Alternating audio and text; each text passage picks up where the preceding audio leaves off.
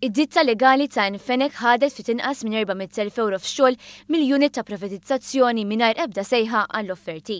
Dettalji dwar dan ingħataw fil-Kumitat tal-Kontijiet Pubbliċi li kienet janalizza rapport tal-Awditur Ġenerali. Mir-rapport tal-Awditur Ġenerali dwar kuntratti legali mutija minn din il-unit bejn l-2008 u l-2013 jirriżulta li kien hemm 3 ditti legali li ngħataw ftit aktar minn €9 miljun f'kuntratti. Id-ditta legali tal-President tal-Eżekuttiv tal-Partit Nazzjonalista Fenek and Fenek ingħatat kuntratti ta' xogħol legali fil-proċess ta' privatizzazzjoni tat-Tarzna, Jot Marina u l-faċilità tat-tindif tat-tank ta' Rikasli. Manuel Allu li kien il-kap tal-unit tal-privatizzazzjoni spjega li l-proċess imħaddem kien li jmorru għand numru ta' ditti legali biex jitfaw l-offerti għal dawn il-kontratti. Dan minflok toħroġ sejħa ġenerali kif normalment kienet il-prassi.